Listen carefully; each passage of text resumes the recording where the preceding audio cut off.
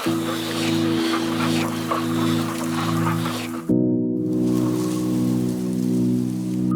आज हामी तपाईको चरणमा यो बिहानी पनि आएका छौँ किनकि तपाईँ आज हाम्रो शरणस्थान हुनुहुन्छ। तपाईँ हाम्रो चट्टान, तपाईँ हाम्रो किउला, तपाईँ हाम्रो गढ, तपाईँ हाम्रो शक्ति अनि प्रभु तपाईँ नै हाम्रो सबै थोक। तपाईँ अल्फा अनि ओमेगा अनि तपाईँ प्रभु सुरु अनि अन्त अनि प्रभु तपाईँमा नै जुन हाम्रो अनन्त अनि अनन्तको त्यो जीवनको आशा जुन छ प्रभु तपाईँले जे गर्नुहुन्छ असल गर्नु नै तपाईँ परमेश्वर। प्रभु बाँकी समय तपाईँका अगुवाई आशिष माग्दछु प्रभु तपाईँ परमेश्वरले हामीलाई अनुग्रह गर्नुहोस्। हालेलुया महान अनि जीवित पिता ओ पिता तपाईँलाई धन्यवाद। Thank you Jesus lord, thank you Jesus. अगुवाई अनि आशिष माग्दछु बाँकी समय हामीलाई उद्धार गर्नु नै जीवित येशूको नाममा आमेन। हुन्छ जेमिसी सबैजनालाई अनि हुन्छ एरिक पास्टरज्यूलाई हामी स्वागत गरौँ। This time would like to welcome Pastor Eric by clapping our hand. Okay. Thank you. So good to be with you. So good to be with you. एकदमै खुसी छौँ तपाईहरु सबैजनासँग हुन एकदमै आशिषमय कुरा हो। Every blessing in Christ on you guys. परमेश्वरमा जे जति आशिष छ, येशू ख्रीष्टमा जे जति आशिष छन् ती सबै तपाईहरुमा हुन सकोस्। We ready? Yeah. Okay. All right. Today I want to talk about the God who sees you. आज म तपाईहरुको माझमा परमेश्वर जसले चाहिँ तपाईँ हामी सबैजनालाई देख्नु नि प्रभुको विषयमा चाहिँ बोल्न गइराखेको छु। You know, when I play with my grandchildren hide and seek, they like to hide and then I run up and go, I see you. अनि म जब मेरो नातिहरु छ अनि उनीहरुसँग म खेल्दाखेरि म लुकीमारी खेल्छु अनि जब उ लुक्छन् अनि त्यो लुकेको ठाउँमा गएर मैले देखिसकेपछि म भन्ने गर्छु नाति मैले तिमीलाई देखेँ। But sometimes in life we can feel unnoticed. तर कोही बेला हामी चाहिँ त्यो नानीहरु जस्तै हामीले अनुभव गर्छौं ताकि सायद हामीलाई चाहिँ हेरिराखेको छैन कि हामीलाई ख्याल गरिराखेको छैन कि जस्तो हामीलाई अनुभूति हुन्छ। We can feel ignored when we're going through trouble. अनि अब जब हामी गाह्रो अनि अप्ठ्यारोबाट भएर जाने समयमा चाहिँ हामीलाई यस्तो अनुभूति हुन्छ ताकि साँच्चै नै परमेश्वरले हामीलाई त्याग्नु भएको हो कि। We can feel unnoticed. अनि कतिचोटि हामीलाई वास्ता नभइराखेको जस्तो चाहिँ हामीमाथि ध्यान नभएको जस्तो चाहिँ हामीलाई हुँदछ। Let's go over to Genesis chapter 16. अनि हामी उत्पत्तिको 16 अध्यायमा हामी जाउँ। So shall I read for them or just only some verse? God, I want to share just Abram in southern Iraq. अनि म तपाईहरुको माझमा चाहिँ यो विशेष गरी सारा अनि हागरको विषयमा जुन चाहिँ 16 अध्यायमा छ त्यो विषयमा चाहिँ के कुराहरु शेयर भन्ने छु। सुरु भइहाल्छ। Abram was very Yeah. Abraham was very wealthy. अनि हामीले अब्राहमलाई हेर्यौं भनेदेखि उ चाहिँ एकदमै धनी है सबै प्रशस्तताको मालिक जस्तो हामी देख्दछौं। He was also very old. He was 75 years old. अनि यो समय यस्तो थियो ताकि उ चाहिँ 75 वर्ष पुगेको बुढो। He had lots of flocks and God called him to follow him. अनि उसको चाहिँ धेरै बगालहरु थियो अनि उसको परमेश्वरले चाहिँ उसको पछि लाग्नको निम्ति बोलाएकाहरु थिए। Abraham seemed to have everything but he did not have a child. अनि अब्राहमको जिम्मा चाहिँ ती सबै कुराहरुलाई रेखदेख गर्नुपर्ने वास्ता गर्नुपर्ने थियो तर यो समय यस्तो थियो ताकि उ आफ्नो सन्तान चाहिँ थिएन। But God made a promise to Abraham and said that he would have more children than the stars in the sky. अनि यही अब्राहम जसलाई परमेश्वरले अघि नै प्रतिज्ञा गरिसक्नु भएको थियो ताकि तिमी चाहिँ असंख्य आज मानिसहरुको चाहिँ एउटा पिता हुनेछौ भनेर प्रतिज्ञा गरिएको थियो। But when God makes a promise, sometimes we have to wait. तर यसरी प्रतिज्ञा गर्नुहुने परमेश्वर जो हुनुहुन्छ तर उहाँको प्रतिज्ञा पूरा हुनको निम्ति हामी मानिसको दायित्व चाहिँ कोही बेला पर्खिनु पनि रहेछ।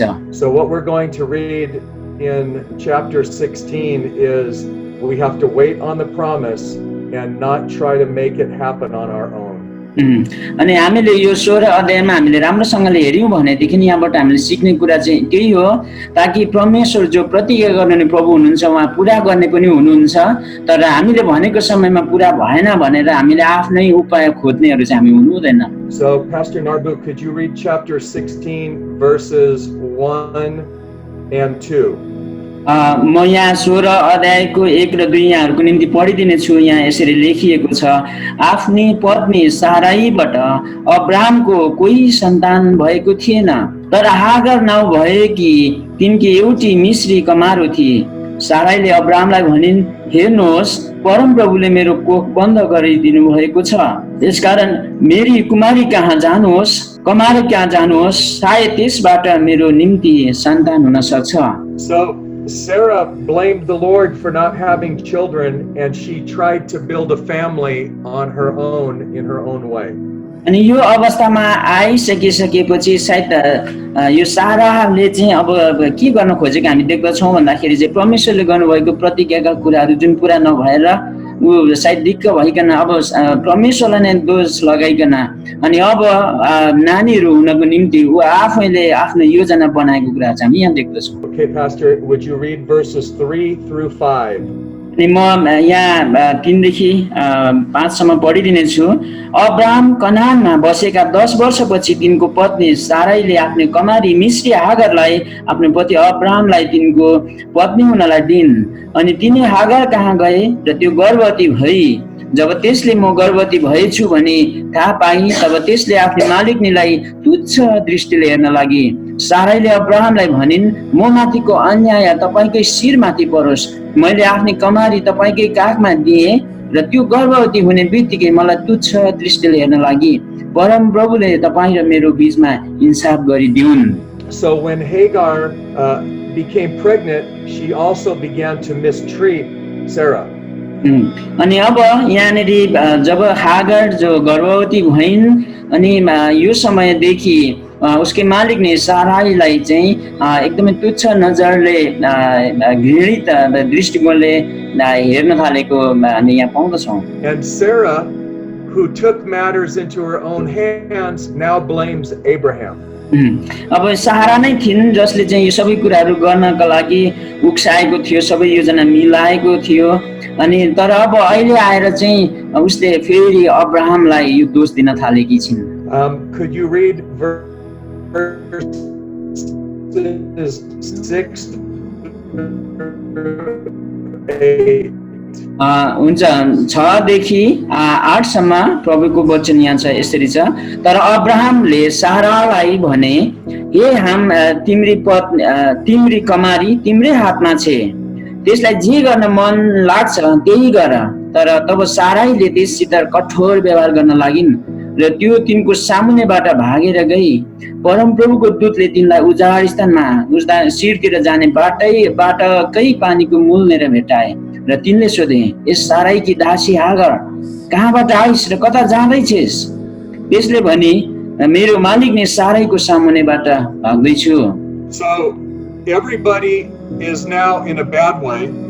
अनि अब यहाँ हामी चाहिँ सबैजना चाहिँ एकदमै खराब मार्गमा, त्यो खराब परिस्थितिमा भइराखेको हामी देख्न सक्दछौँ। Because they tried to not wait on God but do it on their own. अनि यो परिस्थिति उनीहरूमा हुनु चाहिँ यहाँनिर परमेश्वरले गर्नुभएको प्रतिज्ञा अनुसार प्रभुको समयमा परमेश्वरको समय पुग्न नसक्नु हो, तर अब उनीहरू आफ्नो इच्छा अनुसार गर्न थाल्नु हो। But notice the angel of the Lord found her, which means he was looking for her. अनि यहाँनिर चाहिँ परमेश्वरको स्वर्गदूत चाहिँ त्यहाँनिर यसरी प्रकट भएको छ अनि जुन चाहिँ जसले चाहिँ उहाँलाई खोजिराखेको थियो। Now she was in the desert, which is not only a physical place, but it means it's dry and arid, and sometimes we are in a spiritual desert. अनि यहाँ त्यो हागर चाहिँ यस्तो ठाउँमा पुगेको छ जहाँ चाहिँ एकदमै त्यो उजाड स्थान, ताकि कतिपय अवस्थामा हामी यसरी नै यस्तो अवस्थामा नै पुगेका हुन्छौँ र यहाँ हागर चाहिँ हामी त्यो अवस्थामा पुगेको देख्दछौँ। Now in the Old Testament, when we see angel of the Lord, that's actually the Lord in a form that people could see. अनि हामीले पुरानो नियममा जुन यो स्वर्गदूतहरू भनेर भनिएको छ अनि स्वर्गदूतहरू चाहिँ जुन देखिने एउटा व्यक्ति परमेश्वरको सृष्टिहरू चाहिँ त्यो समयमा थियो. Okay, Pastor, can you read verses 9 through 12? अनि म यो समय तपाईहरुको अगाडि 9 देखि 12 सम्म यहाँ मेरो श्रीमती नजिकै हुनुहुन्छ 9 देखि 12 सम्म पढिदिनको लागि अनुरोध गर्नु पर्यो ठुलो स्वरमा. परम प्रभुका दूतले त्यसलाई भने तेरी मालिकनी कहाँ फर्केर जा र तिनकै अधीनमा बस.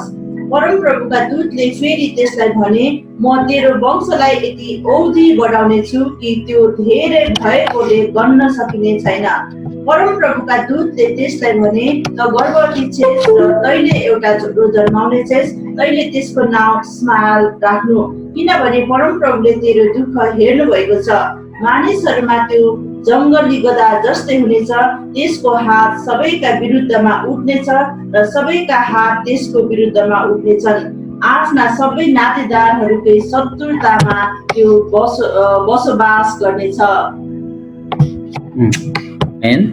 So what we see is now the Lord tells her to go back and to change her heart toward Sarah. अनि अब यहाँनेरि परमेश्वरको स्वर्गदूत प्रकट भइकन हागारलाई उसको दृष्टिकोण उसको हृदय परिवर्तन गरिकन फेरि फर्केर जानलाई यहाँ अनुरोध गरिएको छ. But he promises to bless her beyond measure. अनि अब ती कुरा गरिसकेपछि स्वर्गदूतद्वारा परमेश्वरले उसलाई चाहिँ यस्तो प्रतिज्ञा गरिएको छ र भनिएको छ ताकि म तेरो वंशलाई यति अवधि बढाइदिने छु कि त्यो धेरै भएकोले गर्न सकिने छैन भनेर प्रतिज्ञा गरिएको छ. And he tells her to name the son Ishmael, which means the Lord hears. अनि अब जुन यहाँनेरि चाहिँ त गर्भवती छेस र तैँले एउटा छोरो जन्माउने छस् र तैँले त्यसको नाउँ इस्माएल राख्नु भनेर भनेको छ. अनि इस्माएलको अर्थ चाहिँ परमेश्वर जसले सुन्नु हुनेछ भन्ने हो. Let's read verses 13 and 14. अनि हामी 13 देखि 14 पनि हामी पढ्ने छौं. म मिसेसलाई नै अनुरोध गर्नु पर्यो. हागारले आफूसित कुरा गर्नुहुने परमप्रभुलाई यस्तो नाउँ दिई मलाई देख्नुहुने परमेश्वर तपाईँ हुनुहुन्छ किनभने त्यसले भनी मैले साँच्चै नै परमेश्वरलाई देखेकी छु र उहाँलाई देखेर पनि म जीवितै छु. यसकारण त्यस पँधेरोको नाउँ बेअर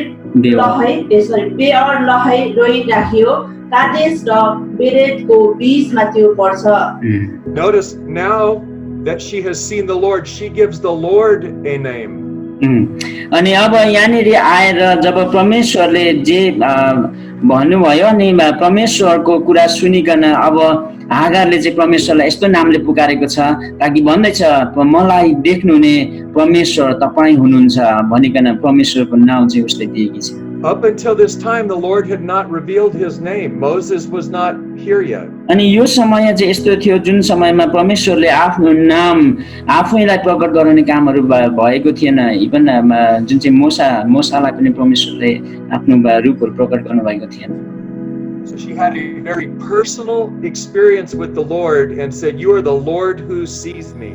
अनि यो हागारले यो समय चाहिँ व्यक्तिगत रूपमा परमेश्वरको जीवित उपस्थितिको अनुभूति गर्न पाएकी छिन् जुन चाहिँ परमेश्वर देख्नुहुने प्रभु हुनुहुन्छ भनिकन उसले भनेकी छिन्. So the question that I have for you and for me is, do we have a very personal experience with Jesus? अनि अहिले अब यो समय प्रश्न चाहिँ तपाईँ अनि मेरो निम्ति यो छ कि के हामी हरेक प्रत्येकको जीवनमा हाम्रो परमेश्वरसँग व्यक्तिगत उहाँको उपस्थितिको अनुभूति हामीले गरेका छौं. Maybe he's the Lord my healer, the Lord my provider, the Lord my sustainer. अनि हामीले अनुभव गरे अनुसार सायद हामीले हाम्रो परमेश्वरको जीवित उपस्थिति चाहिँ उहाँ हाम्रो खाँचोमा पूरा गरिदिनु हुने, उहाँ हामी रोगी हुँदा निको पारिदिनु हुने अनि उहाँ चाहिँ हामीलाई सहायता गरिदिनु हुने परमेश्वरको रूपमा चाहिँ हामीले अनुभव गरेका छौं. And she named the well of the living one who sees me. अनि यहाँनिर चाहिँ हागारले जब यो व्यक्तिगत रूपमा परमेश्वरको जीवित उपस्थितिको अनुभूति गरिन् अनि उसले नाम दिएर भनेकी छिन् मलाई देख्नुहुने परमेश्वर तपाईँ हुनुहुन्छ भनिकन. And the name of that well lasted for generations. अनि यो जुन नामले परमेश्वरलाई हागारले पुकारिन् अनि अब त्यही नाम चाहिँ परमेश्वरको शताब्दीौं अनि अहिलेसम्म पनि भइराखेको छ। So our personal testimony about Jesus can last for generations to come. अनि हागारले जस्तै हामीले पनि व्यक्तिगत रूपमा परमेश्वरको जीवित उपस्थिति चाहिँ अनुभव गरेर हामीले जसरी उहाँको हाम्रो विश्वास चाहिँ उहाँमा प्रकट गरेका छौं र हामी जुन गवाही दिन्छौं र जुन नाम चाहिँ हामीले परमेश्वरलाई सम्बोधन गरिकन पुकार्दछौं अनि त्यो नाम चाहिँ सदा काल सबै पुस्ताको निम्ति हुँदछ। Abraham was 86 years old. He had 14 more years before he would have a son. अनि यो समय ऊ 86 वर्ष पुगेको थियो ताकि परमेश्वरले प्रतिज्ञा गरे अनुसार जुन समयमा उसको कोखबाट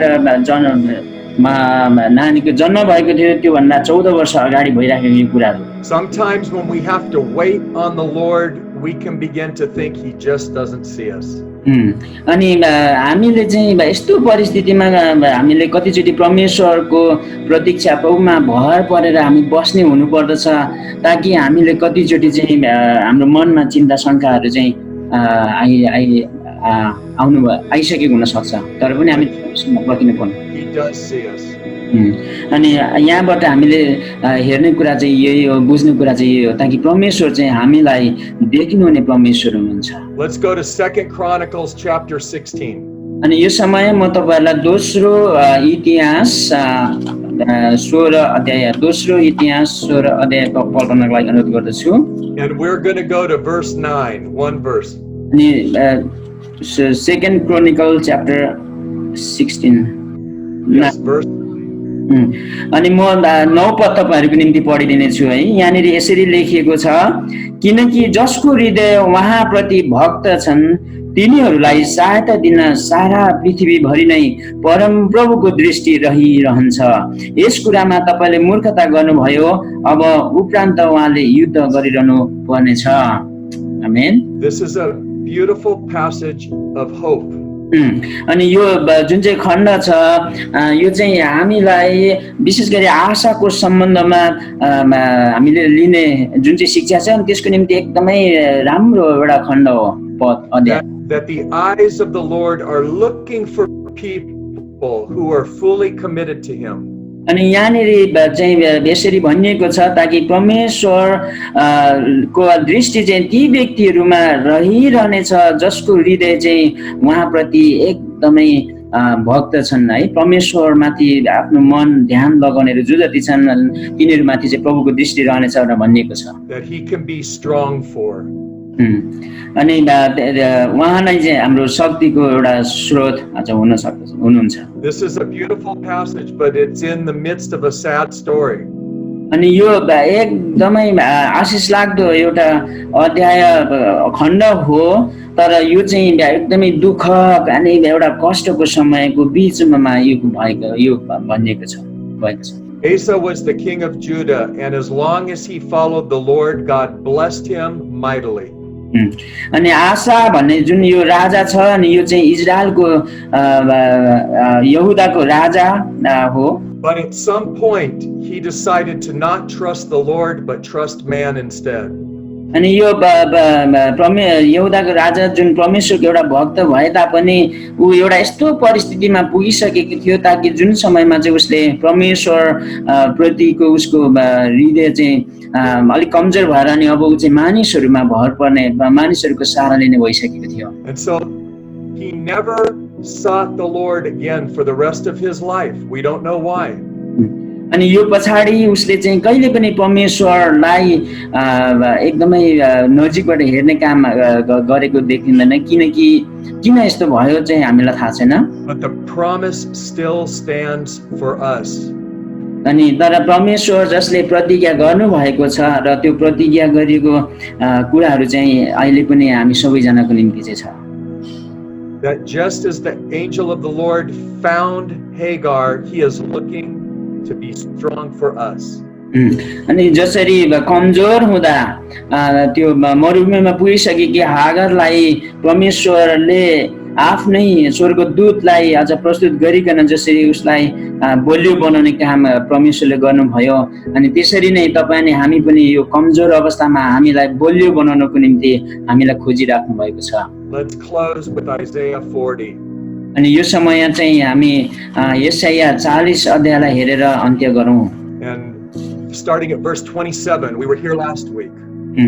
अनि हामीले गएको समयमा 27 पदबाट हेरेका थियौँ।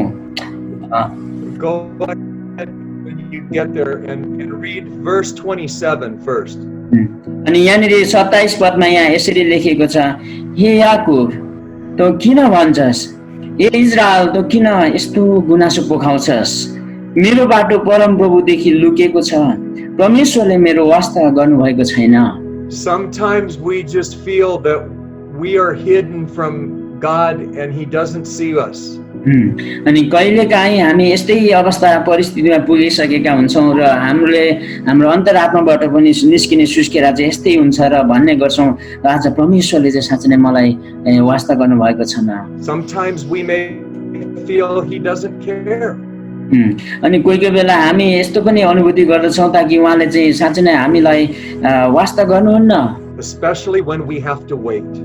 अनि यो यस्तो परिस्थितिमा चाहिँ यस्तो खालको अनुभूति हामीलाई हुन्छ जुन चाहिँ समय चाहिँ प्रभुको दृष्टिमा चाहिँ हामीले पर्खिनु, उहाँमा भर पर्नु, उहाँको समय कुर्नु पर्ने हुन्छ। Okay, so go ahead and read 28 through the end of the chapter. हुन्छ, म 28 देखि 31 सम्म म यहाँहरुको निम्ति पढिदिने छु। के तँलाई थाहा छैन, के तैँले सुनेको छैनस्, परम प्रभु सदा सर्वदा परमेश्वर हुनुहुन्छ, पृथ्वीको पल्लो छेउसम्मको सृष्टिकर्ता हुनुहुन्छ। उहाँ न त थकित न हैरान हुनुहुन्छ र कसैले पनि उहाँको समझलाई नाप्न सक्दैन। उहाँले थकितहरूलाई बल दिनुहुन्छ र कमजोरहरूको शक्ति बढाइदिनुहुन्छ। युवक पनि दुर्बल र थकित हुन्छन् र जवान मानिसहरू थाकेर लोड्छन्, तर परम प्रभुको आशा गर्नेहरूको बल फेरि नयाँ हुनेछ। तिनीहरू गरुड झैँ माथि माथि उड्नेछन् र दोगुरेर पनि तिनीहरू थाक्ने छैनन्, तिनीहरू हिँड्नेछन् तापनि मूर्छा पर्ने छैनन्। आमेन। Promise is that as we wait, God will give us strength. अनि हाम्रो निम्ति प्रतिज्ञा चाहिँ यही छ ताकि हामी जब परमेश्वरमा भक्त भइकन प्रभुको समय कुर्नको लागि हामी जब प्रभुमा हामी हुन्छौँ, तर आज प्रतिज्ञा गर्नु प्रभुले चाहिँ हामीलाई आज यसरी शक्ति बल ताकत आज दिनुहुँदछ। Our Lord Jesus is the living one who sees you.